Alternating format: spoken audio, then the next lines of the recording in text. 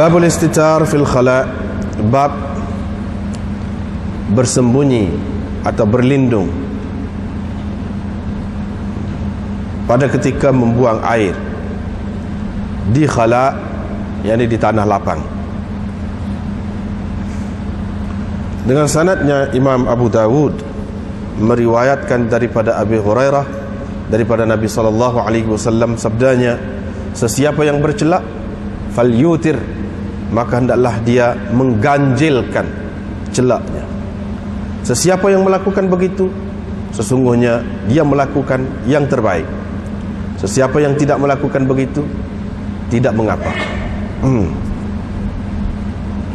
Sesiapa yang menggunakan batu, yakni untuk beristinja, falyutir, maka hendaklah dia mengganjilkannya, mengganjilkan penggunaan batu itu. Man fa'ala faqad ahsana, sesiapa yang melakukan begitu berarti dia melakukan yang terbaik. Faqad ahsana, dia telah buat yang baik. Wa man la, sesiapa yang tidak melakukan begitu, fala haraj, tidak mengapa. Wa man akala, sesiapa yang makan, fama takhallala, sesuatu yang dibuang dengan cungkil, sesuatu yang dicungkilnya, mana yang lekat di celah gigi itu, yang dicungkilnya, falyalfis atau falyalfas, maka hendaklah dia meludahkannya.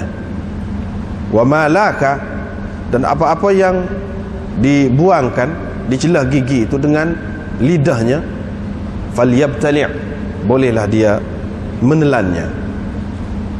Sesiapa yang melakukan begitu, sesungguhnya dia telah melakukan yang terbaik. Sesiapa yang tidak melakukan begitu, tidak mengapa. Sesiapa yang pergi ke tempat buang air besar, falyastatir, maka hendaklah dia berlindung ataupun melindungkan diri dia dengan sesuatu.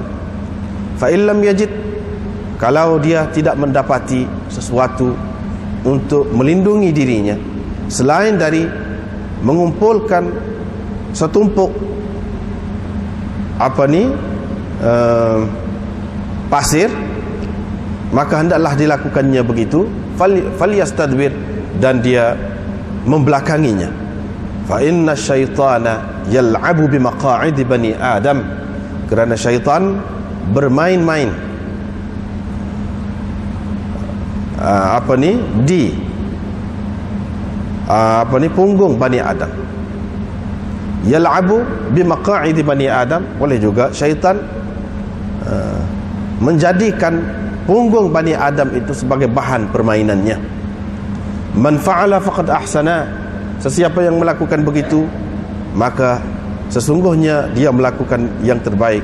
Wa man la fala haraj, sesiapa yang tidak melakukan begitu, tidak mengapa. Qala Abu Dawud, Abu Dawud berkata, hadis ini diriwayatkan oleh Abu Asim daripada Thawr, katanya Husain Al-Himyari. Abu Dawud berkata, hadis ini diriwayatkan oleh Abdul Malik bin As-Sabah daripada Thawr. Dia berkata, Abu Sa'id Al-Khair. Abu Dawud berkata, Abu Sa'id Al-Khair ialah salah seorang sahabat Nabi sallallahu alaihi wasallam. Bab ma yunha anhu an yustanja bih, ini bab sesuatu yang dilarang beristinja dengannya. Dengan sanadnya Imam Abu Dawud meriwayatkan daripada Syaiban Al-Qitbani, katanya Maslamah bin Mukhallad telah melantik Ruwaifi' bin Thabit sebagai pegawai ala asfalil ard, di bahagian bawah tanah Mesir. Qala Syaiban berkata, maka kami pun pergilah bersamanya dari Qum Syarik, nama tempat, ke Alqamah, ataupun dari Alqamah ke Qum Syarik. Dia menuju Alqam, yakni dia Maslamah itu menuju, mahu pergi ke Alqam. Faqala Ruwaifi' pun berkata, in kana ahaduna fi zamani Rasulillah sallallahu alaihi wasallam, sesungguhnya kami, ahaduna seseorang dari kami, yakni kami lah, di zaman Rasulullah sallallahu alaihi wasallam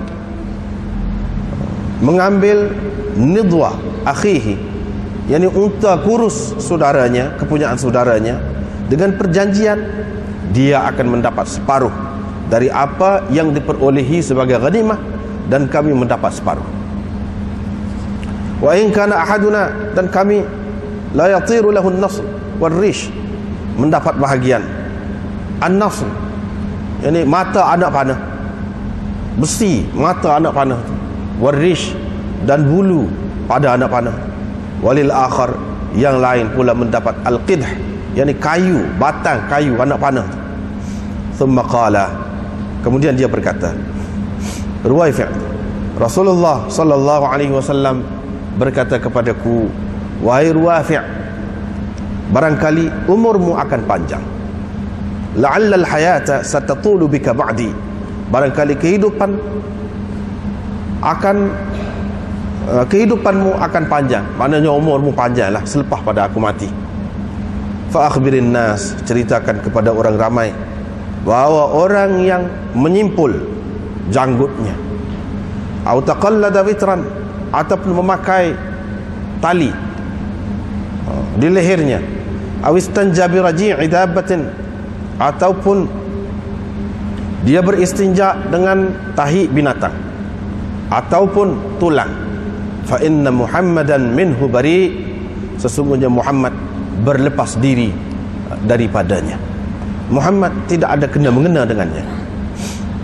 Dengan sanad yang Imam Abu Dawud meriwayatkan daripada Abi Salim Al-Jaishani daripada Abdullah bin Amr, yadhkuru dzalika, dia menyebutkan hadis itu. Jadi Abu Salim Al-Jaishani menyebutkan hadis itu, qala wa huwa ma'ahu, pada ketika dia bersamanya, yakni bersama Abdullah bin Amr bin Al-As sebagai pengawal di Hisn Bab Al-Yun, pengawal benteng Bab Al-Yun. Abu Daud berkata, Hisn Al-Yun, benteng Al-Yun itu berada di Fistaq, di atas bukit. Abu Daud berkata, huwa, dia tu ialah Syaiban bin Umayyah yukna Aba Hudzaifah. Dia tu Syaiban yang tersebut dalam riwayat yang lalu, ialah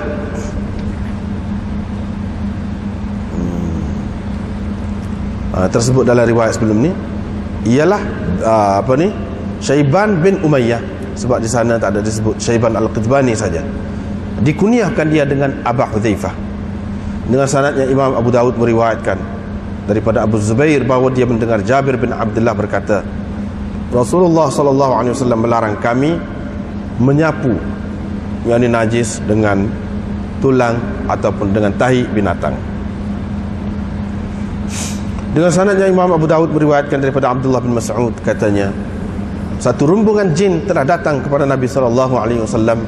Mereka berkata, wahai Muhammad, laranglah umatmu daripada beristinja dengan tulang ataupun dengan najis binatang yang kering, au humamah, ataupun dengan arang, kerana Allah Azza wa Jalla telah menentukan atau telah meletakkan rezeki kami pada benda-benda itu.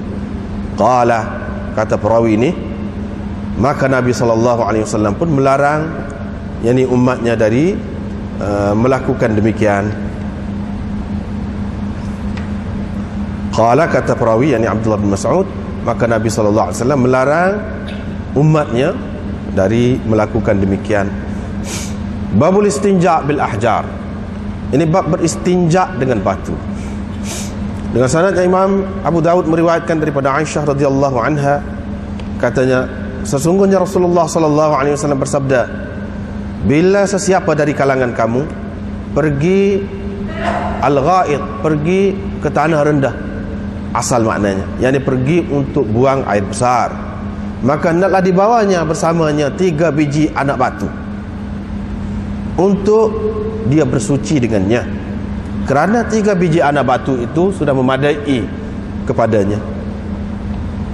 Dengan sanad yang Imam Abu Daud meriwayatkan daripada Khuzaimah bin Thabit, katanya, Nabi SAW ditanya tentang istitabah, yang bersuci menggunakan batu. Faqala, Nabi SAW menjawab dengan 3 biji batu, laisa fiha raji', tidak ada di antara 3 itu satu pun tahi binatang.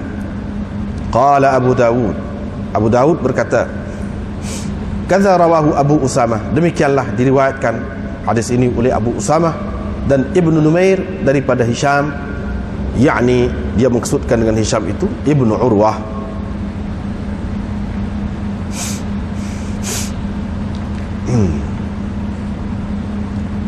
Babun fil istibra. Babun fil istibra.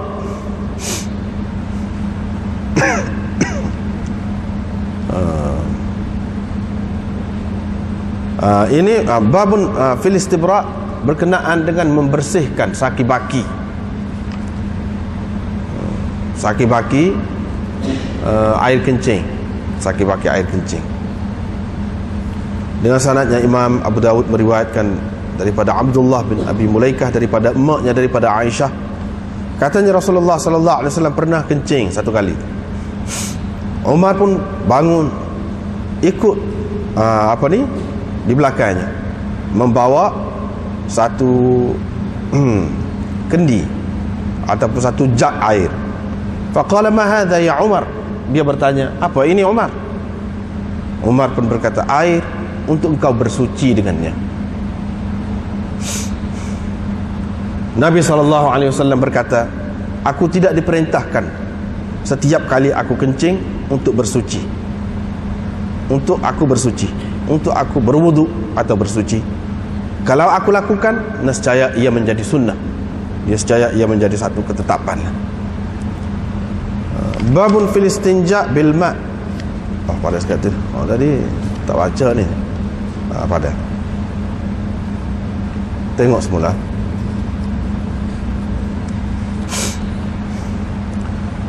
Ini bab ni bab al-istitar fil khala. Mula-mula sekali dalam kitab ni, cuba tengok semula. Babut takhalli, hadis mula-mula kitab at-taharah. Babut takhalli 'inda qada'il hajah. Ini bab menyendiri pada ketika qada hajat. Yani duduk seorang pada ketika qada hajat, ataupun pergi cari tempat kosong, tempat yang tidak ada orang pada ketika nak qada hajat. Dekat-dekat ni lebih kurang dengan ni. Tajuk dia. Hak ni bersembunyi pada ketika nak qada hajat. Apa beza? Bezanya ada sikit. Bab yang pertama dulu, pada ketika kalau kita nak qada hajat, kita kena pergi jauh, tempat tak ada orang. Ini terutamanya dalam suasana zaman itulah. Zaman sekarang ni tak payah pergi jauh cari tempat tak ada orang, dalam rumah pun sebab sudah dibuat bilik air yang khusus dan terpelihara lah keadaannya tu daripada pandangan orang. Khususnya zaman itulah kita kata. Kalau nak buang air, disuruh supaya pergi jauh, tempat tak ada orang. Khalaq mana tempat kosong, tak ada orang. Ini maksud bab yang pertama dulu. Sekarang ni bila telah pergi tempat tak ada orang saat ni, bila sudah pergi tempat tak ada orang saat ni, pada terbuka gitu saja kah? Kalau ke mana? Kau ada lagi di antara adab yang lain? Jawabnya ada lagi, iaitu walaupun tak ada orang dah, tempat jauh, tempat kosong, tak ada orang, molek juga, elok juga kalau kita istitar. Jadi kalau kita berlindung, kita adakan tabir kau, kita berlindung di balik payung kau misalnya, ataupun seumpamanya, walaupun tak ada orang. Ini termasuk di dalam adab lagi. Kalau ada orang, memanglah tu mesti dah tu. Sebab Nabi SAW kata dalam hadis ini, kemudiannya sesiapa pergi ke tempat buang air besar, dia hendaklah bersembunyi. Kalau dia tidak dapati sesuatu, apa untuk dia bersembunyi? Untuk dia melindungkan diri dia daripada pandangan orang, dia tumpukkanlah pasir, timbullah pasir. Lepas tu dia membelakangi pasir itu, biar tak nampak punggung dia. Kalau itulah, Sesiapa yang buat lagu tu dia buat yang terbaik. Kalau tak buat lagu tu pun tak apa juga. Tak apa juga, menunjukkan tidak berdosa lah. Tidak mesti buat lagu tu. Tapi kalau buat molek, ini termasuk dalam adab. Jadi tadi bila kita pergi ke tempat kosong tadi, tempat tak ada orang, kalau kita tak payung ke ataupun tak melindungi diri kita dengan kain ke dengan apa-apa pun boleh dah. Harus dah. Tetapi kalau kita melindungi diri kita dengan tabir ke atau sebagainya, itu adalah lebih baik. Jadi bab ni nak rayak, kalau kita tudung itu lebih baik. Hak tadi pergi tempat jauh saja, tempat orang tak ada orang. Hak ni nak rayaknya tempat tak ada orang pun molek tudung juga. Kalau ada orang, mesti hak tu kena tudung tu. Dia tidak wa man la fala haraj. Seperti dalam hadis, siapa yang tak buat lagu tu tak apa. Tak boleh tu. Kalau ada orang mesti kena tudung. Ni masalah kalau tak ada orang. Kalau tak ada orang, kalau tak tudung pun tak apa. Tak ada pasir nak longgok pun tak apa. Lah gitulah. Ini nak ayatnya beza di antara bab ni dengan bab dulu. Baiklah.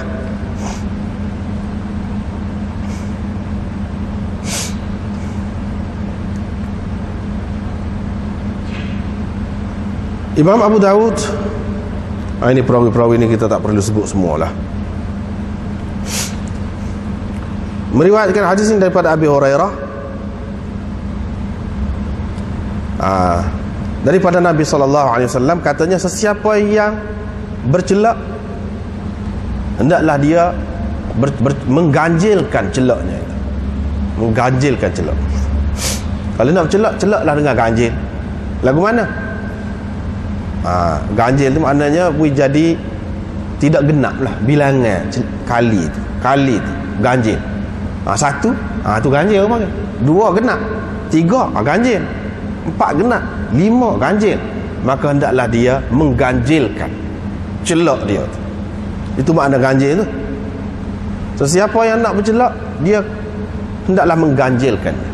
Yang ni kalau dia celak alik kanan kita, start alik kanan dululah, 3 kali. Ganjil tu 3.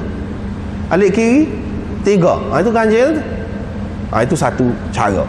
Ada juga dalam hadis disebutkan Nabi SAW buat 3 alik ni, buat 3 alik ni. Ada juga dalam hadis disebutkan ganjil tu bihasabil majmu'. Yang dari segi jumlah keseluruhannya ganjil. Bukan sebelah-sebelah tu ganjil dah. Jumlah keseluruhannya tu biar ganjil. Lagu mana?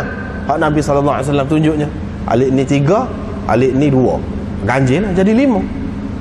Yang ni dari segi keseluruhan dia. Gabungan daripada kedua-duanya itu ganjil. Bukan sebelah-sebelah dia tu ganjil, tidak. Gabungan daripada kedua-dua. Man fa'ala faqad ahsana. Tetapi tidak wajib saat ni tu. Sesiapa yang buat lagu tu, dia telah buat yang terbaik lah. Tapi kalau tak buat lagu tu, tak apa juga, tak mengapa. Fala haraj itu menunjukkan tidak mengapa tu, maknanya dia nak menafikan dosa. Berdosa kah kalau tak buat lagu tu? Tidak. Ini semua termasuk dalam adab belaka ni. Nabi SAW mengajar adab kepada kita.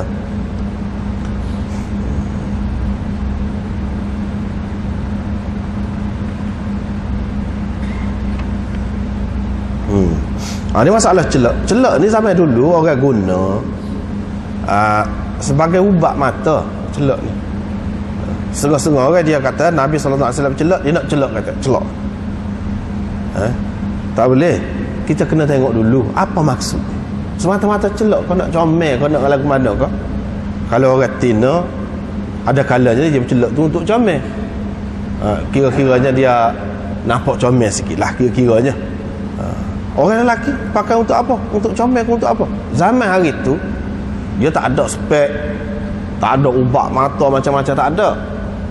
Yang adanya celak ni. Celak ni digunakan sebagai ubat mata, untuk mencerahkan mata. Oleh kerana apa ni, batu celak tu yang dipanggil ithmit, dalam hadis disebutkan ithmit, batu celak orang panggil antimony. Batu celak tu apabila guna hak tu, dia jadi cerah mata, tahan mata, tahan lama. Itulah di antara cara orang zaman dulu nak suruh mata dia tu tahan lama, dia pakai celak. Jadi celak tu sebagai ubat pakai, bukan semata-mata nak berjanguk, tidak. Itu satu perkara kena faham. Yang kedua, kita kena faham, apabila kita nak ikut sunnah, kita kena biar tepat sumpah hak dia raya. Kalau dia kata ismit, batu celak, kita kena ambil batu tu hak original lah, hak original, hak betul. Jangan sekarang ni orang ambil batu celak tu, batu macam-macam dia proses. Itu menyebabkan dia campur dengan pelambam lah, macam-macam, menyebabkan kau punah mata. Kalau lagu tu tak ada sunnah, tak ada sunnah. Tujuan nak suruh kau molek mata. Kalau kau punah mata, tak ada pasal. Punah mata dengan sebab apa? Dengan sebab tak kena bahan yang dikehendaki itu tak tepat. Bermakna kita nak ikut sunnah, kita kena tengok bahan tu biar tepat. Kalau tidak, kita akan kata lah, buat apa ya, dalam hadis kata kalau pakai celak ni kau cerah mata, tapi mata aku kau punah. Sebab kita tak kena pakai. Nabi yang kena molek pakai celak, tetapi biarlah bahan dia tu hak asli, bukan hak tiruan. Sekarang ni banyak hak tiruan. Kalau kita tidak pasti, tak usah pakai lah senang. Sekarang ni sudah ada cara lain sebagai ubat mata. Untuk mencerahkan mata ada cara lain, tak perlu pakai. Sebab ini cara untuk tahan mata, untuk mengubat mata. Kalau kita tidak pasti bahan tu asli ke tidak asli, kau punah, tak ada pasal pakai. Baik orang lelaki ke atau orang perempuan, tak payah pakai apa-apa. Tapi kalau tepat, memang khasiat dianya besar. Khasiatnya besar. Suatu ketika dulu dipertikaikan, orang barat pertikaikan, dia kata celak ni tak betul, kau punah mata. Dan ini menunjukkan hadis Nabi SAW ni tak boleh pakai, ketinggalan zaman. Tetapi apabila orang buat kajian, hak tak jadi tu hak tidak asli. Kalau hak asli memang diakui oleh pakar-pakar mata, dia kata itu molek. Cumanya kita kena tahulah hak asli. Itu maniktahala falyutir. Itu yang kedua. Yang ketiganya adab dia pula. Bila pakai dengan itar, orang panggil, iaitu dengan mengganjilkan celak. Pasal apa ganjil? Ini Nabi SAW nak tanam. Dia nak terapkan satu konsep. Ia sentiasa ada dalam bab mana pun, sentiasa dia ingat. Nak terapkan konsep tauhid dalam jiwa dan pemikiran umat dia. Tu tujuan. Sama kalau makan pun 3 kali, kalau ambil air sembahyang pun 3 kali, ganjil sama. Hak ganjil sama. Apa maksud Nabi SAW suruh buat ganjil? Yang ini isyarat kepada Allah yang ganjil, yang tak serupa dengan orang lain, tak serupa dengan orang lain. Wasyaf'i wal watr, dalam Quran sebut wasyaf'i wal witr. Ada juga yang baca begitu, demi yang genap dan yang ganjil. Yang genap tu apa dia? Yang ada gu dia, ada lawan dia, ada sebalik dia, ada serupa dia. Hak tu makhluk semuanya. Ada siang, ada malam, ada sakit, ada sihat, ada jauh, ada dekat, semua ada lawan dia belakang. Ada hak serupa, hak tidak serupa, Allah Subhanahu Wa Taala. Maknanya orang Islam hendaknya dalam setiap perbuatan tu dia ingat semua pada Tuhan. Tuhan tu semua. Dia nak tanam hak tu supaya tertanam betul-betul kejap dalam jiwa umat Islam, iaitu akidah tauhid. Itu tujuan. Sebab tu dia suruh ganjil semua. Banyak perkara lah, sama-sama ganjil. Sebab apa ni minat ganjil sangat? Pasal ganjil tu menunjukkan tauhid. Mana tidak semua dalam dunia ni ada serupa. Dalam hak kita maklum ni, serupa belakang tak. Ada lawan dia, ada hak serupa dia, tak ada. Bukan lagu tu. Bahkan ada sah lagi hak tidak serupa, iaitu Allah Subhanahu Wa Taala. Man fa'ala faqad ahsana. Sesiapa yang melakukan begitu, faqad ahsana, sesungguhnya dia melakukan yang terbaik. Hak tu paling molek je. Kalau buat lagu tu paling molek 3 kali. Wa man la fala haraj. Sesiapa yang tak buat lagu tu, tak mengapa, boleh juga. Kalau tidak buat lagu tu pun bukan wajib. Waktu bukan wajib. Tetapi hendaknya orang Islam dalam setiap apa-apa dia buat pun biar ada unsur ajaran dia tu, falsafah dia tu, akidah dia tu. Kalau buat rumah, ni sebab ajaran Islam ni dia ada orang panggil falsafah dia. Dia tidak sekadar hak luar zahir gitu saja. Tak. Tak boleh lah. Mana kalau kita sekadar zahir gitu saja, tak dalal lah. Tak dalal. Nabi SAW ajar hak dalal tu, hak sebalik-sebalik. Dia ajar. Kita pun kena lagu tu juga. Orang buat rumah misalnya, janganlah buat pintu tu salib gitu, cross gitu. Itu lambang Kristian. Sekarang ni sudah ubah dah banyak dah juga. Arkitek-arkitek kita, orang-orang pandai kita tidak buat lagu tu. Dia buat dalam bentuk kubah. Tu lambang Islam. Boleh lah kalau buat lagu tu. Mana biar ada setiap perbuatan kita, setiap gapo-gapo kita pun melambangkan tauhid. Padahal tu yang orang tengok ke rumah, tengok ke jamban rumah kita tu, kita buat tidak menghadap kiblat atau membelakangi kiblat. Kita ada disiplin kita sendiri. Bentuk rumah tu, bentuk lagu mana, biar semuanya mencerminkan akidah kita. Orang tengok sekali nak tahu selalu kita berbeza daripada yang lain. Tetapi kalau tak buat lagu tu pun fala haraj, tidak mengapa. Hak ni benda payah.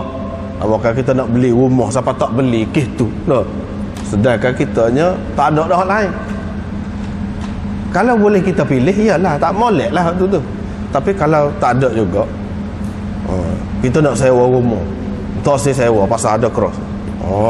Tak boleh lah tu. Menyusahkan. Ini termasuk di dalam disiplin lah, dalam adab yang terbaik untuk orang Islam. Wa man istajmara falyutir. Sesiapa yang menggunakan jimar, yakni anak batu, falyutir, maka hendaklah dia ganjilkan. Sama. Kalau melontar Mekah ni pun, pada ketika buat haji tu 7 anak batu. 7 tu ganjil tu. 7. Hak ni guna anak batu ni pada ketika nak buang air, pada ketika nak bersihkan najis itu. Kita kata pada ketika buang air besar ni, dak terak semacam, masuk macam akidah tauhid, ganjil semacam. Terus siapa yang menggunakan batu, guna 3 je. Kena ingat. 2 tak serupa, sah tak serupa.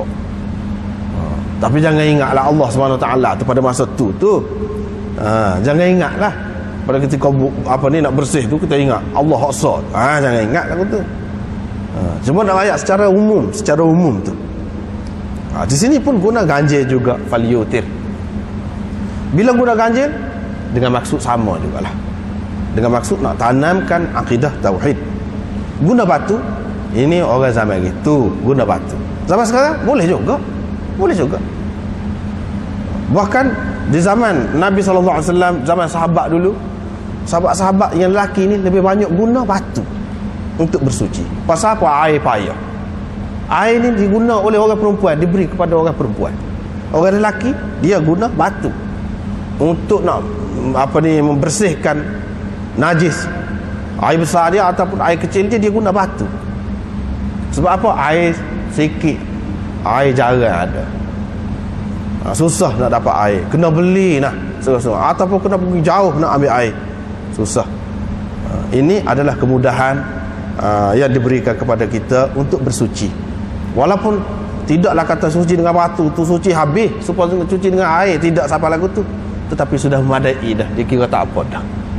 Dikira tak apa dah. Kita tak boleh kata di sini Islam ni mengotor, tidak suruh guna air. Zaman sekarang ni orang guna lebih dahsyat lagi. Tak ada air pun. Tak ada air pun. Di negeri barat, jamban dia bilik air, tak ada air, pakai guna tisu lah. Langsung tak ada air. Lepas tu guna lagu tu juga. Bagi kita ni dalam keadaan-keadaan ini, dalam keadaan-keadaan tertentu, setengah ulama mengatakan guna kedua boleh. Tapi dalam keadaan kita sekarang ni ada sink, mangkuk untuk buang air tu, kalau guna batu buh dalam tu jadi sombak pula. Tak boleh guna dah batu. Batu tak boleh guna di sini. Kemudian nak guna apa? Dah tak boleh guna batu. Guna tisu. Tisu itu sesuai dengan kehendak agama, tidak salah.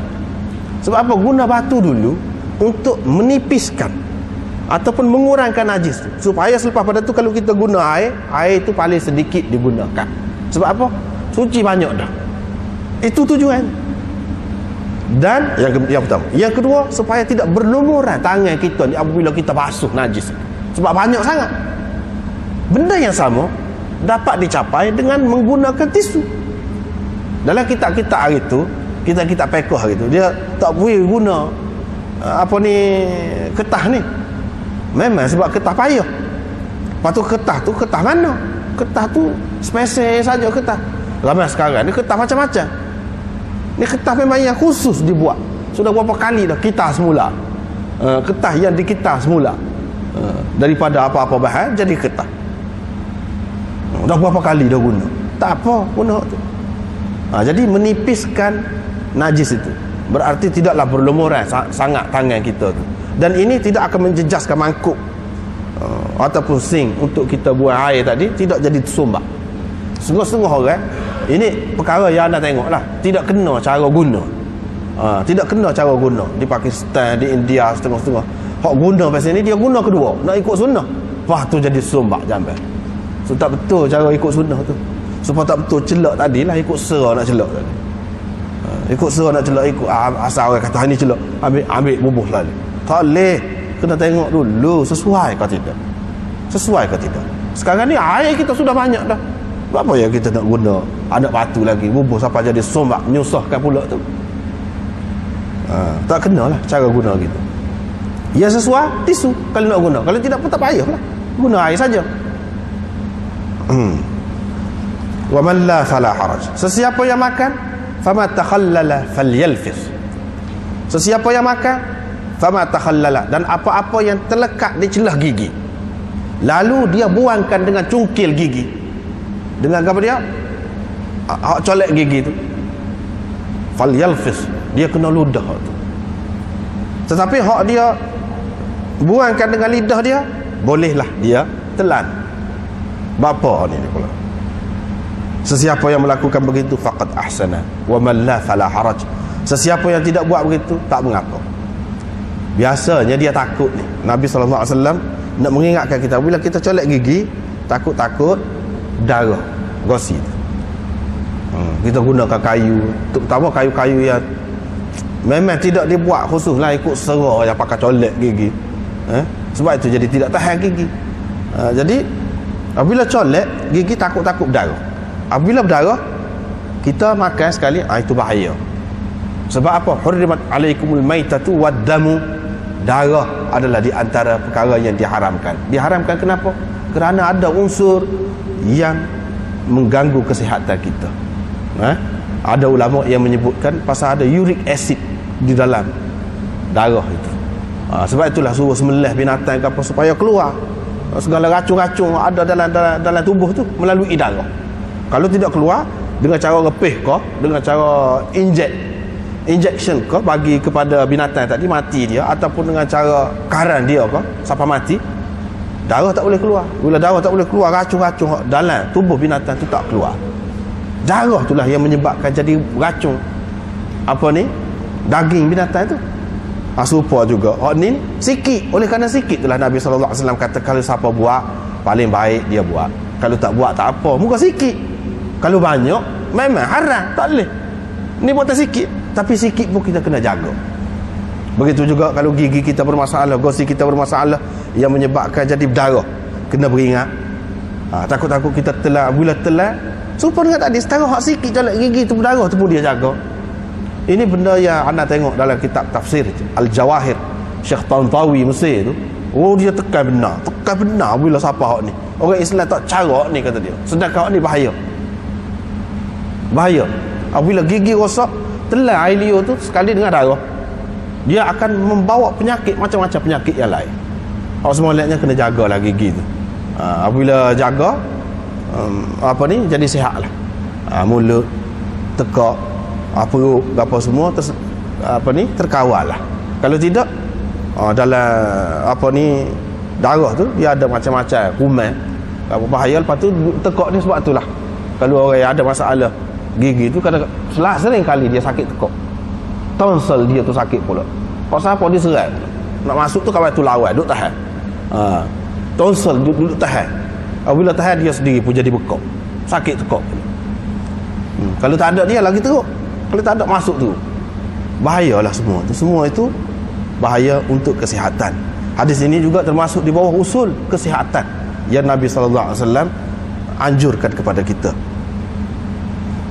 Tetapi kalau hak dia buat dengan lidah dia, hak lekat celah tu dia itu dengan lidah dia, kira-kiranya tidak, kecuali kalau dia ada masalah lain lah pula, masalah gosip, hak lain tu lain cerita. Tapi kalau semata-mata dalam keadaan biasa, gosip apa semua sihat, tidak bermasalah. Kalau itu dengan lidah, dia akan keluar tanpa terkeluar darah. Dengan sebab itu bolehlah dia telan. Hak tu boleh telan. Nasi kau ataupun daging kau lekat celah gigi tu boleh telan, hak tu tak apa. Boleh telan. Sebab apa? Dia tidak bahaya, tidak bahaya.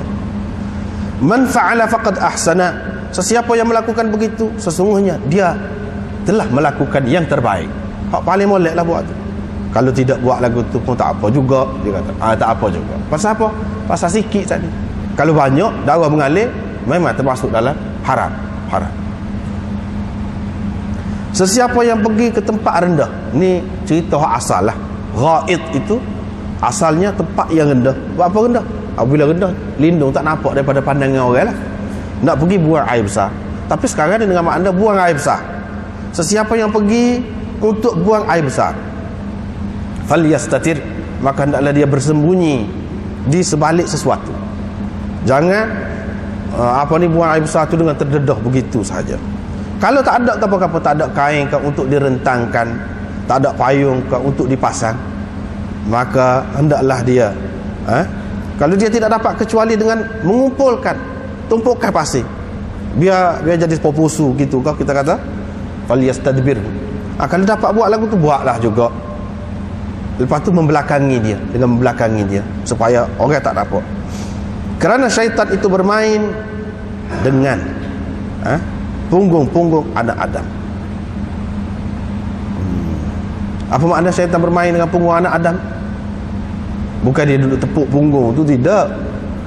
Boleh jadi. Tetapi di sini maksudnya sebab suruh lindung, sebab suruh tudung, sebab apa? Takut apabila orang lalu, dia kata orang berak, dia pun sekali tengok kan, lepas tu tengok pula. Tu tak sebenarnya. Itu makna main syaitan tarik pandangan orang tu supaya tengok. Tadi tengok dia berak, lepas tu tengok pula, nak tengok kemaluan dia pula kau misalnya. Boleh jadilah. Dengan sebab itu dia suruh tutup tadi. Syaitan main kot tu lah. Main di sini lebih berat dari sudut itu, dari sudut menarik perhatian orang. Jadi tak bolehlah kita melakukan sesuatu yang menyebabkan jadi tawa orang terhadap kita. Jadi tidak nampak hebat, hilang waqar, orang kata kehebatan seseorang. Ini cara Nabi SAW ajar. Waqar seseorang. Misalnya orang tu hebat, tahu-tahu kita dengar dia ketuk, tawa, comel dia macam bidadari, kita kata comel. Bila bunyi ketuk tawa, lebih kurang orang lain juga. Tak sih. Dia kena jaga benda-benda macam tu. Kena jaga.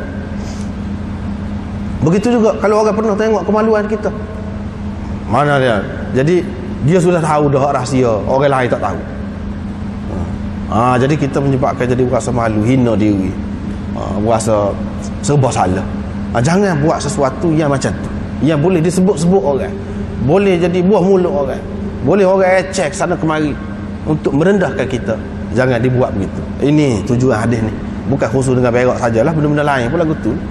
Benda-benda lain. Sebab bila kita buat sesuatu yang pelik, yang menyebabkan orang tertarik perhatian dia, lepas tu jadi orang kecek lah. Terutama orang besar, orang yang ada kedudukannya. Jadi benda hak tidak sebelah mana pun jadi besar, jadi panjang, tak ada pasal-pasal. Kadang-kadang hak tidak tak ada dek pun orang buat juga. Begitulah, apalagi kalau ada sedikit sebanyak. Maknanya kena jagalah perkara-perkara yang seumpama itu. Sesiapa yang melakukan begitu, dia sesungguhnya telah melakukan yang terbaik. Wa man la fala haraj. Sesiapa yang tidak melakukan begitu, tidak mengapa. Tak mengapa kalau tak buat lagu tadi. Dan muka tak ada orang. Di tanah lapang, tempat buang air besar, tak ada orang. Kita tengok tak ada orang. Kalau kita tak timbun pasir pun, kalau tak tudung pun tak apa dalam keadaan ini. Sebab memang tak ada orang. Tapi kalau ada orang, memang wajib kena tudung. Tak boleh dosa tak tudung. Qala Abu Dawud. Abu Daud berkata, ini kalau qala Abu Daud ada di belakang ni, pentinglah tu dia nak bahas dari sudut sanadnya. Biasanya dari sudut sanadnya.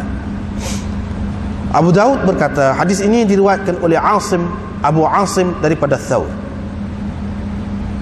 Qala Husain Al-Himyari, dia mengatakan Husain Al-Himyari.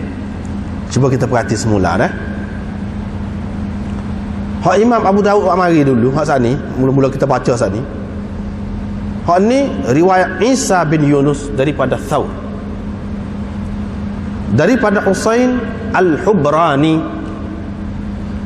Ada seorang lagi anak murid Thawr, selain daripada Isa bin Yunus, iaitu Abu Asim.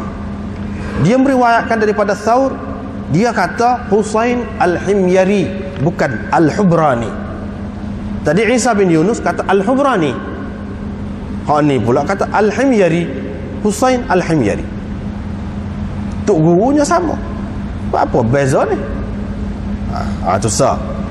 Qala, kata Abu Daud lagi, warawahu Abdul Malik bin As-Sabbah. Abdul Malik bin As-Sabbah meriwayatkan hadis ini daripada Thawr. Seorang lagi anak murid Thawr, namanya Abdul Malik bin Sabbah. Seorang lagi. Jadi maknanya dalam meriwayatkan hadis ini ada 3 orang anak murid Thawr. Seorangnya nama Isa bin Yunus, hak Imam Abu Daud buat mari mula-mula. Yang keduanya nama dia Abu Asim. Yang ketiganya namanya Abdul Malik bin As-Sabbah. Abdul Malik bin As-Sabbah ni dia meriwayatkan daripada Thawr. Dia kata Abu Sa'id Al-Khair. Abu Sa'id Al-Khair tadi kan kita tengok siapa tadi? Husain Al-Hubrani meriwayatkan daripada Abi Sa'id. Dalam riwayat Isa bin Yunus tak ada sebut lepas pada kata Abi Sa'id itu, tak ada sekatu. Tapi dalam riwayat Abdul Malik bin As-Sabbah ada sebut Abu Sa'id Al-Khair. Tu beza dia, beza riwayat. Abu Sa'id Al-Khair, kata Abu Daud, Abu Sa'id Al-Khair dia tu adalah salah seorang sahabat Nabi SAW. Sedangkan hak ni, hak dalam riwayat ini ialah Abu Sa'id saja. Abu Sa'id ni bukan sahabat, Abu Sa'id ni tabi'i. Hak sahabatnya Abu Hurairah, dia tu ambil daripada Abu Hurairah, bukan dia tu sendiri sahabat. Tetapi Abdul Malik bin As-Sabbah dalam riwayat dia kata Abu Sa'id Al-Khair. Bila dia kata Abu Sa'id Al-Khair, ini mewahamkan, mengelirukan orang ramai. Sebab apa? Kalau kita tengok dalam kitab Rijal sahabat, kita tengok Abu Sa'id Al-Khair ni sahabat. Seseolahnya sini ni sahabat ambil daripada sahabat, riwayat sahabat daripada sahabat. Adakah begitu? Jawabnya tidak. Itu tidak mahfuz. Riwayat itu tidak mahfuz. Sanad itu tidak mahfuz. Orang panggil dalam istilahnya tidak mahfuz, tidak terpelihara. Hak mahfuznya ialah hak Abu Daud riwayat tadi. Abu Daud kata Abu Sa'id saja, dia tak ada kata Al-Khair, tak ada. Lepas tu dia kata Abu Sa'id Al-Khair ialah sahabat Nabi. Kalau kita kata Al-Khair, ini mengelirukan. Jadi apa yang saya sebut Abu Sa'id meriwayatkan daripada Abu Hurairah, itu bukan Abu Sa'id sahabat tu, Abu Sa'id tabi'i. Tu dia nak ayatnya. Tengok tu beza tu. Riwayat yang sama, riwayat dari segi perbahasan sanad ni, itu penting tu. Penting. Nak ayatnya Imam Abu Daud buat mari hak paling baik, hak paling terpelihara dari segi sanadnya. Kemudian hak riwayat Abu Asim daripada Thawr, dia kata Husain Al-Himyari, itu tak jadi masalah. Tidak ada percanggahan dengan riwayat Isa bin Yunus ini, tidak ada percanggahan. Sebab riwayat Isa bin Yunus dia kata Husain Al-Hubrani, tidak jadi masalah. Sebab Hubrani itu adalah satu kabilah daripada Himyar. Himyar itu nama tempat di Yaman, Himyar. Al-Himyari, Al-Hubrani tidak bercanggah. Mana hak tulah. Sebab kita kata gana, orang Kota Baru, orang Kelantan, tidak bercanggah. Dalam yang pertama dia kata Yusuf, orang Kota Baru. Dalam riwayat yang kedua dia kata Yusuf, orang Kelantan. Tak bercanggah. Sebab Kota Baru tu dalam Kelantan adalah. Maknanya gitu, tak bercanggah di antara dua riwayat tu. Walaupun nampak lain, tak apa, lain lagu ni tak apa, sebab dia tidak bercanggah. Kalau kita kata dia orang Kelantan, yalah memang sungguh dia orang Kota Baru, kita tak boleh kata Dah dia orang Kota Baru, mana boleh dia orang Kelantan? Apa yang kita kata lagu tu? Ya. Apa yang kita kata lagu tu? Kalau dia orang Kota Baru, makna dia orang Kelantan. Kalau kita kata dia orang Kelantan pun tidak salah. Kalau kita kata orang Kelantan pun tidak salah juga, boleh. Serupa juga sini. Jadi masalahnya iaitu riwayat daripada Abdul Malik bin As-Sabbah daripada Thawr. Sebab dia sebut Abu Sa'id Al-Khair. Abu Sa'id Al-Khair ni sahabat. Sahabat. Sedangkan ini bukan sahabat. Ini adalah tabi'i. Hak tu Imam Abu Daud nak ayatnya.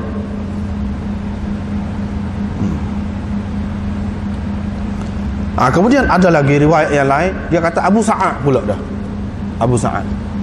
Ada juga dalam setengah riwayat kata Abu Sa'ad, bukan Abu Sa'id. Hak tu pun tidak berapa kemah. Setengah-setengah ulama kata Abu Sa'ad pun orang panggil juga dia, Abu Sa'id pun orang panggil juga. Abu Sa'ad pun orang panggil, Abu Sa'id pun orang panggil juga. Tetapi yang lebih tepatnya ialah Abu Sa'id.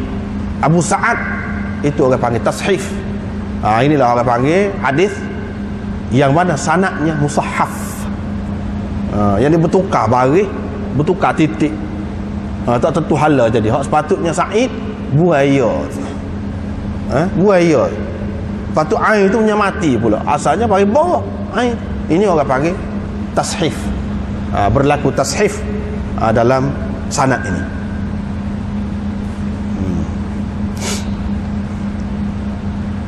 Bab ma yunha anhu an yustanja bihi. Ini bab perkara yang dilarang beristinja dengannya. Apa benda hak tak boleh kita beristinja dengannya? Di zaman dahulu seperti yang kita sudah sebut dah sebelum ni, istinja dengan batu, dengan tanah kor dan sebagainya zaman dulu. Selain daripada tu, bolehkah benda-benda lain lagi dibuat istinja? Di sini Imam Abu Daud buat mari apa ni? Riwayat ni.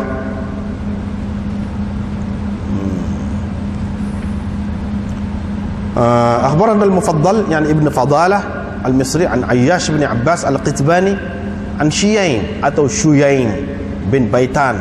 Dia menceritakan kepadanya daripada Syaiban al-Qitbani. Kata inna Maslamah bin Mukhallad, Maslamah bin Mukhallad telah melantik Ruwaifi bin Thabit sebagai pegawainya untuk apa ni, menguruskan asfalil ard, di kawasan apa ni, rendah, kawasan bawah bumi. Bumi di sini maksudnya Mesir, bahagian bawah. Kita kata kehilir lah, kehilir, bahagian hilir Mesir, hilir Mesir. Sebab hulu ni tempat air, punca air. Hilir ni tempat air tu, maknanya kehilir tu lebih rendah lah daripada hulu tu. Sebab tu air turun ke situ, kalau tidak air tak turun ke situ. Jadi itulah istilah orang kita zaman itu, nak turun Kota Baru, kata dia. Nak turun Kota Baru. Turun Kota Baru tu nak pergi, asal maknanya macam-macam lah orang pendapat. Setengah orang kata nak turun Kota Baru tu, turun ke tempat yang istimewa, tempat besar. Setengah orang kata turun tu maknanya sebab dia tu kawasan hilir, berbanding dengan kawasan lain. Kawasan rendah lah hilir, tempat air turun. Orang zaman itu dia berniaga gapo dengan apa ni, melalui sungai tu dengan naik perahu gapo tu. Aku tepi tu lah dia jadi bandar ni, start jadi bandar. Aku tepi sungai tu. Ni maknanya kita kata untuk menjaga ataupun menguruskan kawasan asfalil ard, kawasan hilir Mesir, kawasan hilir Mesir. Kemudian pula istilah kita Melayu panjang lah jadinya, orang hilir kata dia, orang hulu. Hilir tu maknanya tempat orang ramai berkumpul, tempat maju lah, tempat maju. Orang hulu tempat mundur, tempat mundur. Sebab apa? Nak pergi ke hulu tu payah. Kalau naik perahu tu kena lawan arus. Kalau hak ni pergi ke hilir mudah. So gitu, tidak penat sangat lah, maknanya mengayuh perahu. Ada juga orang yang mengatakan turun ke Kota Baru. Biasanya turun ni digunakan untuk orang besar-besar. Orang besar ni duduk tempat tinggi, dia turun mari. Dia turun. Ada juga macam-macam lah itu pendapat itu. Tetapi istilah bahasa ni dia ada latar belakang, apa ni, keadaan geografi sesuatu tempat tu, dia mempengaruhi juga bahasa. Sesuatu bahasa. Qala Syaiban, kami pun pergi bersama dia dari Kum Syarik, nama tempat ni, atau kaum Syarik. Ka Alqamah, atau pun syak perawi ni daripada Alqamah ke kaum ataupun Kum Syarik, nama tempat lah ni.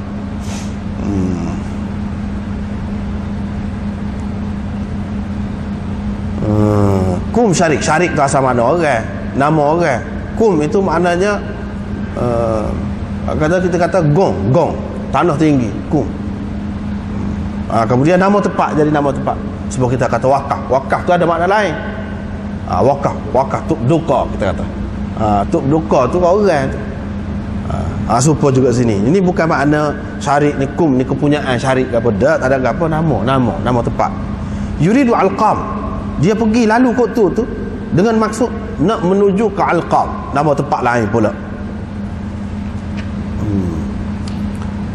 Lepas tu kata Ruwaifi, ni pergi ke Mesir, sahabat-sahabat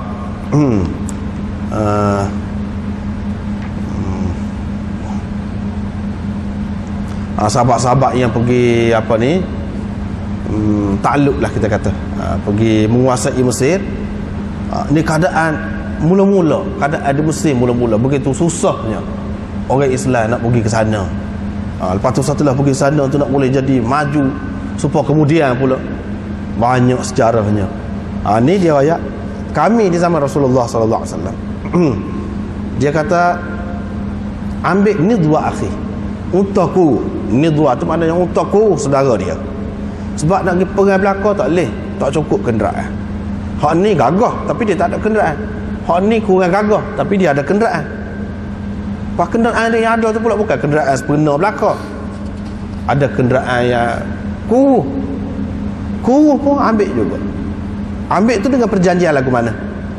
Mana kalau dapat ghanimah nanti, bila dapat harta rampasan perang lah katakanlah, dapat harta rampasan perang, tuan untuk hak kuruh sini dapat separuh.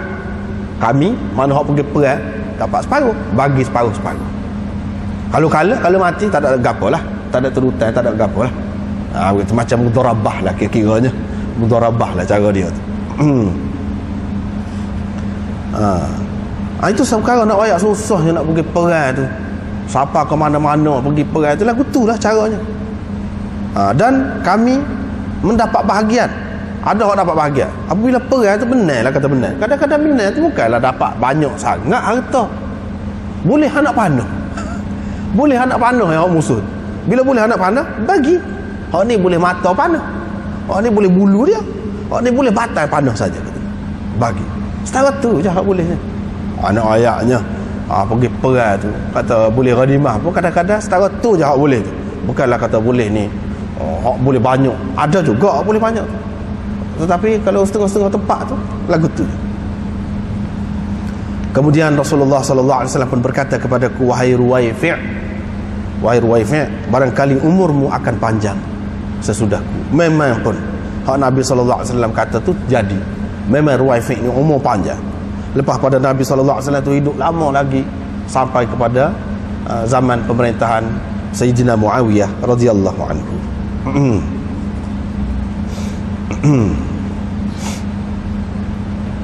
Kalau mu siapa ke masa tu, wayaklah kau orang. Sebab apa? Orang pada masa tu banyak dah pengaruh-pengaruh asing ni, banyak. Dan tauhid ni boleh jadi sebahagiannya lemah. Hak mana kuat tu hak dia tanam. Nabi sallallahu alaihi wasallam tanam suruh witir semacam ni.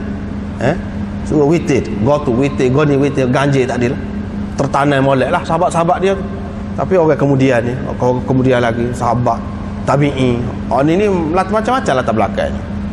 Boleh jadi akidah dia lemah. Pada ketika itu ceritakanlah kepada orang ramai. Cerita apa?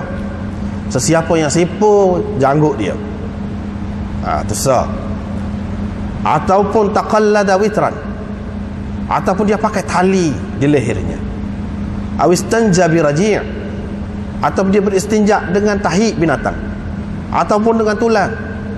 Sesungguhnya Muhammad minhu bari, Muhammad sallallahu alaihi wasallam berlepas diri darinya. Yang ini tidak ada kena-mengena dengannya. Apa ni? Apa ni hak ni? Yang pertama, aqada lihyatahu. Orang yang menyimpul janggut dia. Ni macam-macam ni orang zaman dulu, dicerita orang zaman dulu ni. Ada ulama mengatakan siput janggut lagu mana? Di janggut lebak. Janggut lebak belaka. Hak kafir hak Islam pun lebak.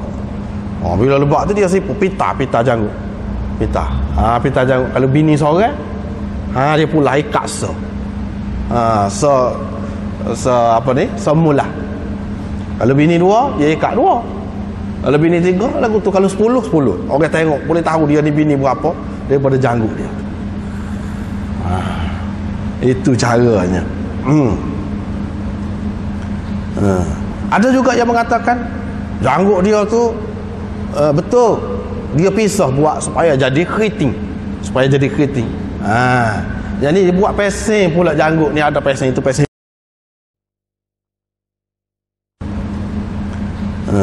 Ada juga yang mengatakan janggut dia tu betul dia pisah buat supaya jadi keriting. Jadi dia buat pesing pula janggut ni, ada pesing itu pesing ni pula. Pesing. Mengikut pesing.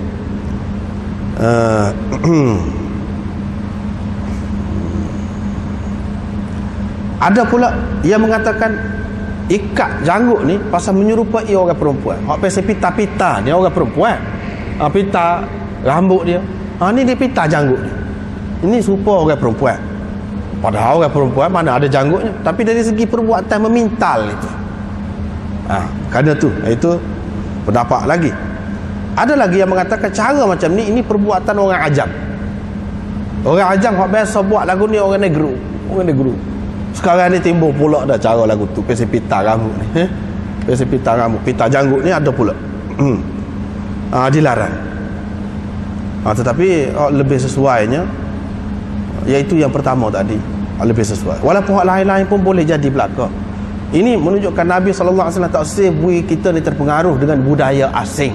Itu tujuannya. Tak sebui kita terpengaruh dengan budaya asing yang tak tahu apa faedah dia tu, apa kegunaan dia. Maka kita merasa bangga, tak tentu pasal. Bila supaya sekarang ni lah juga, sekarang kalau pakai seluar kau ni berasa gagah, tak ada pasal-pasal, berasa hebat, berasa orang duk kelih. Tak silah lagu tu. Apa yang berasa lagu tu? Kalau pakai jenama kau ni, nampak berasa orang duduk kelih. Tak sih. Bukan cara kita tu, budaya lagu tu. Bukan sekadar tu juga saja. Orang kemudian ni kan, rokok goni dia waktu letak atas meja, dia isap rokok goni, maknanya orang lain waktu isap rokok lebih mahal lagi pada dia. Ini semua bukan cara orang Islam. Banyak lagi benda-benda lain, masing-masing nak menunjukkan cara dia sendiri, padahal benda tu tak ada faedah semua. Budaya asing belaka. Nabi SAW tak sewi kita serupa dengan orang asing ni, bukan sekadar benda hak besar-besar, hak kecil-kecil pun dia tak sewi serupa. Nak ayatnya apabila serupa satu bangsa tu, apabila serupa dengan bangsa lain, dia terpengaruh, dia berasa lebih hak budaya orang tu, dia berasa istimewa, dia berasa maju, dia berasa bertamadun, maka dia akan mempunyai jiwa hamba lama kelamaan. Dia akan jadi jiwa hamba, hak dia tak ada satu pun lebih, hak orang saja lebih, hak orang saja. Seluar pun hak orang, baju pun hak orang, rambut pun hak orang, habis hak orang. Lama-lama jiwa pun hak orang juga. Dia berasa maju, dia berasa bertamadun, dia berasa moden dia. Kalau boleh bergaul secara bebas ikut cara barat, dia berasa maju dia. Kalau boleh dia main yang diperkenalkan oleh orang barat, dia berasa tak ada pasal-pasal lah berasa. Itu lama-lama dia jadi hamba jiwa. Cara bangsa asing nak mempengaruhi, nak menakluk sesuatu bangsa yang lain, iaitu dengan cara tadi, salah satu dengan cara memperhambakan jiwa bangsa-bangsa lain, biar terima hak dia berlaku dulu, biar berasa molek berlaku, semua hak dia molek berlaku. Lama-lama jadi hamba kepada dia, hak dia mari apa-apa mudah nak terima. Itulah sebabnya. Zaman sekarang ni hebat benar lah, bukan dalam satu perkara. Kalau zaman dulu Nabi SAW ni pun dia beringat. Zaman sekarang ni dengan melalui pakaiannya, melalui filmnya, melalui majalah-majalahnya, melalui sukannya, melalui hiburannya, melalui apa semua masuk belakang. Tak ada siapa dia tanya, tak ada siapa dia muskil. Kalau orang kata lagu tu, buat lagu tu juga. Buat bagi Olimpik start mana api. Obor. Start daripada tu dah. Tempat puca dia hak asal. Duk bawa api. Pah kita orang Islam jom sambut pula. Sambut habis. Duk arak habis seluruh negeri. Daripada ujung Melaya ni, Malaysia ni sampai ke ujung sana. Lepas tu mari pula. Tak klik. Sambut kita. Api tu gapo? Isyarat gapo dia? Kita lah orang Islam ni yang sepatutnya pandai isyarat-isyarat ni. Sebab Nabi SAW selalu guna bahasa isyarat. Lamban dia selalu guna. Tapi kita jadi beku orang Islam kemudian. Kita tidak serang gapo. Api-api tu syaitan lah. Kalau kita nak kira. Syaitan tu dibuat daripada api. Maknanya kalau kita sambut tu apa dia? Kalau kita sambut. Kalau nak main gila lah. Tapi apa ya? Masuk saat ni benda-benda saat ni. Unsur-unsur saat ni.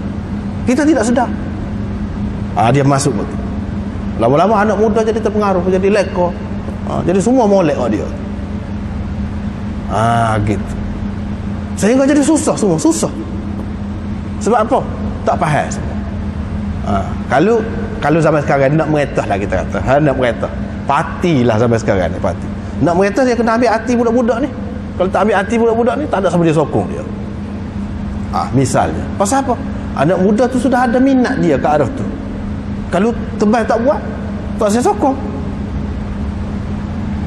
Susah. Sedangkan kalau orang Islam tu faham, ini bukan masalah parti, masalah gapo, masalah politik, masalah meretah gapo, tak ada. Masalah budaya kita. Orang Islam yang Nabi SAW ajar, dia bagi peringatan kepada kita bagaimana orang nak takluk, nak kuasai jiwa kita, iaitu dengan cara-cara tadi. Secara tu pun Nabi peringat dah.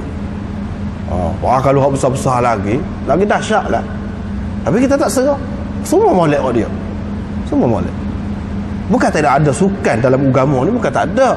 Nabi SAW suruh benar berenang, suruh benar berlomba kuda. Sehingga bertaruh pun tak apa, berlomba kuda. Adalah cara-cara dia nya. Dan macam-macam lagi cara dia. Mana sesuai dengan zaman. Hak tu dia ajar. Hak tu pula kita tak belajar. Kita ingat dunia kita ni, negeri kita ni aman semua kali. Aman semua. Bila siapa masa apa ni huru-hara, barulah kucak-kacir tak tahu apa dia. Tak tahu bola di mana, badminton di mana, golf di mana pada ketika tu. Barulah start nak belajar silap kau sikit sebanyak, agak dia dah lewat dah. Inilah keadaan bangsa. Orang Islam mana-mana pula tu. Bila dah teruk dah, barulah sibuk. Mula tak secara, mula tak sedengar orang-orang, tak sedengar. Dia ingat baik sangat tu penjajah. Penakluk-penakluk tu bangsa asing tu baik sangat. Padahal kita sudah merasa semua dah, baik dari segi apa pun.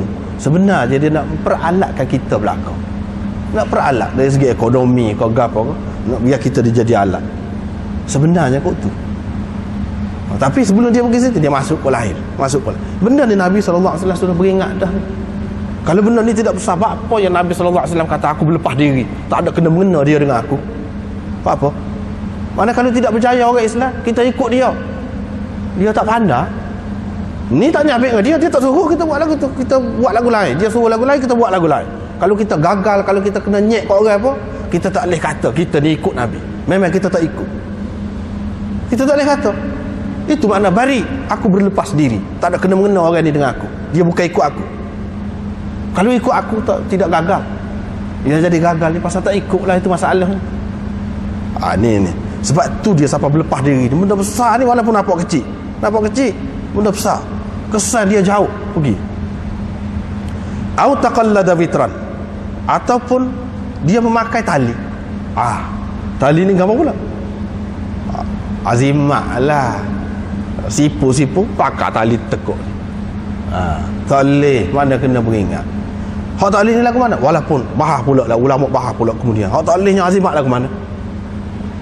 Hak tentu tak boleh. Hak Nabi SAW berlepas diri ni, iaitu azimat-azimat yang ada unsur-unsur syirik. Sedangkan agama yang dibawa oleh dia bawa tauhid. Ni kita masuk pula unsur syirik pula dah. Pada ucapan-ucapan dia yang kita tidak faham makna dia. Tetapi kalau azimat tu berupa ayat Quran ataupun sesuatu yang tidak bercanggah dengan usul syariat, waktu masih khilaf lagi di kalangan ulama, masih khilaf lagi. Jadi hak ni yang dimaksudkan, iaitu cara orang sampai itulah.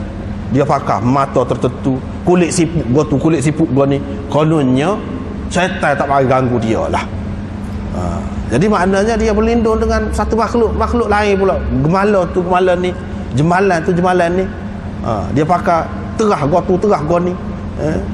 Apa ni batu gua ni, kononnya batu-batu tu ada pula jaga dia ni, jaga dia. Jadi kita guna dia untuk nak lawan makhluk yang lain pula, makhluk halus yang lain. Tu semua tak ada faedah berlaku. Dia nak ayat dia tukar hak tu, tukar dengan muawwidzatain, dengan muawwidzat yang Nabi sallallahu alaihi wasallam ajar. Bacalah qul huwallah, bacalah qul a'udzu birabbil falaq, bacalah qul a'udzu birabbin nas. Pada ketika nak tidur, Nabi sallallahu alaihi wasallam baca muh tangan satu sampai ke ujung kaki, bahkan sampai ke tempat mana, sejauh mana yang sampai tangan dia satu. Itu caranya. Kalaulah dengan cara lagu ni kita boleh hambat syaitan, boleh lari syaitan, apa pasal kita nak gantung-gantung benda-benda lagu tu? Pelik, tengok kau orang pun pelik. Tidak sesuai dah cara lagu tu, terutama zaman sekarang ni. Tapi kalau ada lagi lagu tu buat, maknanya ketinggalan.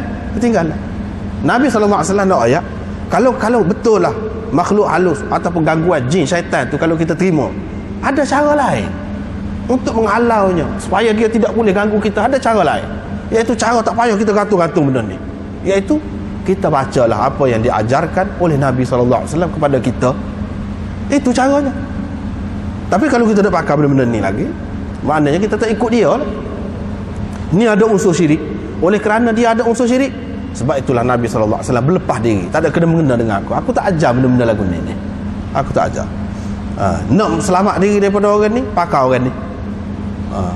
Lepas tu hak ni tak kuat, hak lain pula kuat mari, pergi orang ni pula, tak sudah lah. Dia kena pergi menghadap Allah Subhanahu Wa Taala tu. Tak payahlah kita duduk puja hak tu, puja hak ni, tak ada pasal belaka. Puja tu tak suk. Pas puja tak kena kaya. Tak kena silap, tak boleh makan, kau tekan tuai dia sendiri. Tak ada pasal belaka tu. Tak ada pasal. Kita nak keistimewaan yang sementara, yang sementara. Dengan pakar hak ni, maka masuklah syekh yang tertentu dalam tubuh. Masuk. Ketika tu dia boleh bomo, dia boleh buat macam-macam, dia boleh terbang sampai naik pucuk nyong boleh. Lama-lama bahaya. Lama-lama syekh tu jadi menguasai diri dia.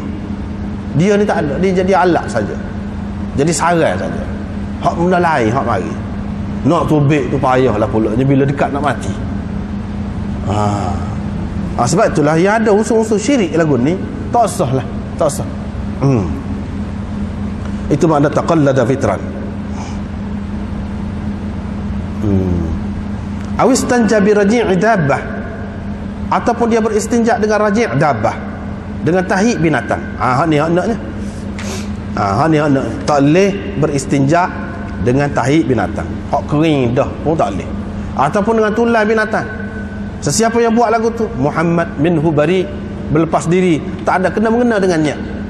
Berapa ni? Ni siapa gitu mau tak boleh istinja. Pasal dia adalah makanan bagi jin. Makanan bagi jin dan barang hak dia boleh guna tu. Hak dia boleh guna. Kalau kita cemarkan hak tu, kita cemarkan hak dia guna tu, dia nak marah. Nabi SAW sudah ajar dah kita cara ni. Kadang-kadang seseorang tu dia buat sesuatu yang tidak kena, tidak sepatutnya dia buat. Lepas tu dia diganggu. Bila diganggu susah. Kadang-kadang sampai akhir hayat jadi gila. Jadi gila. Pasal apa? Dia ganggu ke jin. Apa? Dia buat tak kena. Jin itu sepuluh orang juga. Ada apa yang bering, ada apa yang mudah basah, tak kisahlah, sikit-sikit. Kena sikit-sikit tak kisah, tak apa, maaf. Ada setengah tu sikit tak boleh sentuh dengan dia, napah lalu. Setengah-setengah tu tidak sekat tu ya, tak sudah. Panjang jadi panjang, tak ada pasal. Kalau hak Islam sekalipun, dia sepuluh orang. Jin ni ada Islam, ada kafir. Kalau hak Islam sekalipun, dia orang Islam tak ada orang jahat. Hak kena. Ada sepuluh lah, hak bunuh orang pun ada. Hak ni pun lagu tu juga. Jadi kita kena jagalah. Kena jaga. Jadi kena jaga, bukan sekadar jaga manusia. Kadang-kadang kita jaga manusia dah, tak kena pula ambil kuasa barang tepak satu tepak tu, ambil kuasa. Kita tak ingat dah ambil. Jangan dia buat apa ni orang kata, gatal tangan lah. Nak ambil kuasa-kuasa. Tak usah lah. Duduk satu-satu tempat tu, kadang-kadang kuti-kuti ambil. Kita tak tahu ke apa. Tak usah lah. Kena beringat belakang. Sebagaimana kita beringat daripada orang, kena beringat juga daripada makhluk yang lain. Nabi SAW tolong rakyat kita. Tolong rakyat kita. Itu makhluk yang lain kan dia jin. Kena jaga juga tu. Kena jaga.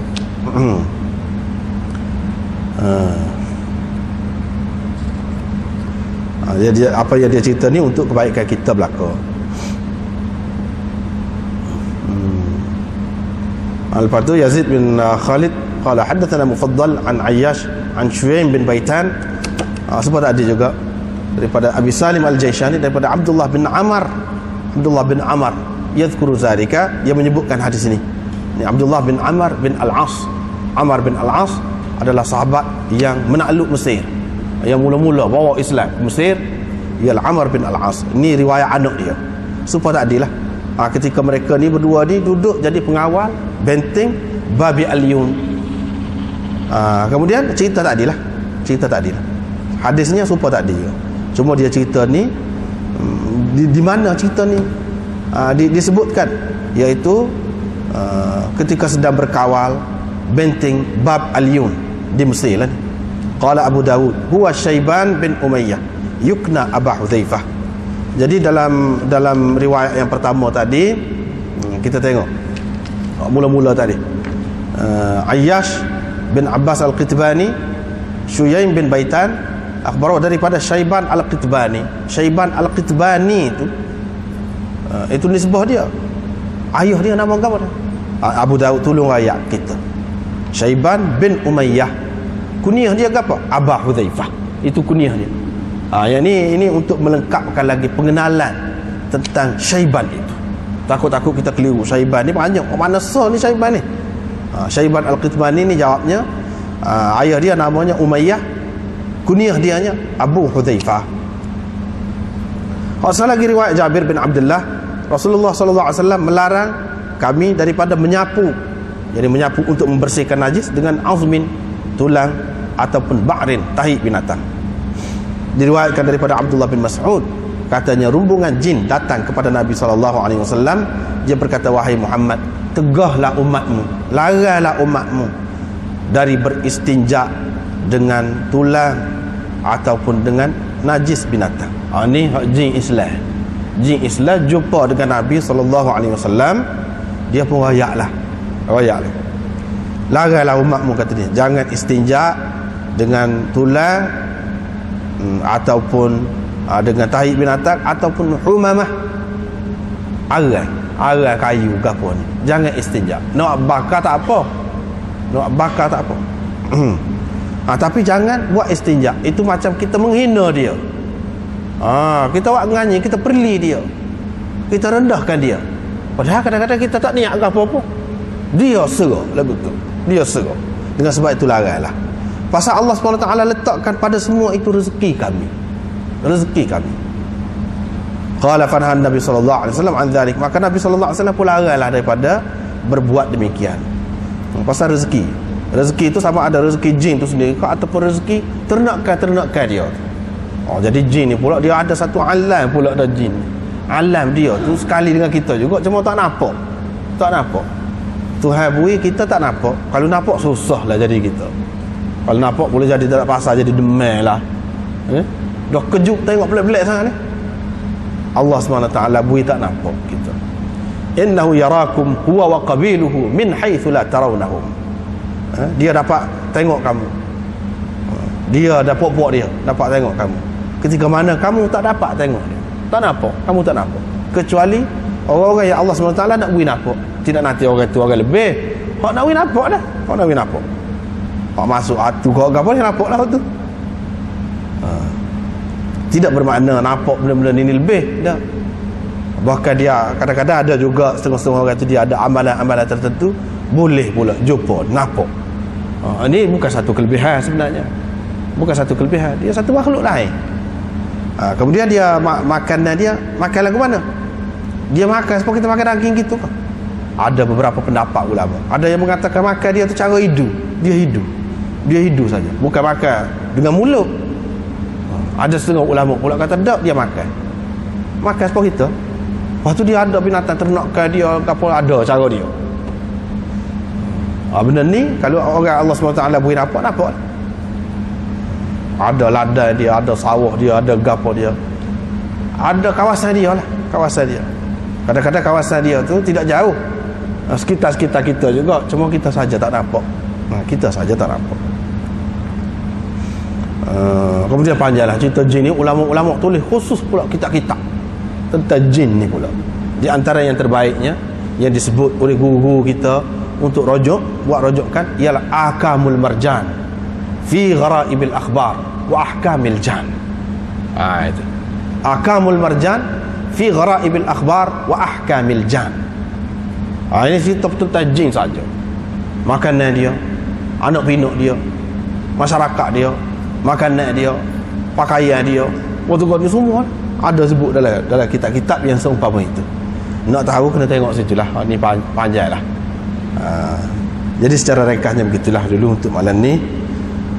Nampaknya sekatulah dulu. Wallahu a'lam wa akhiru da'wana alhamdulillah rabbil alamin.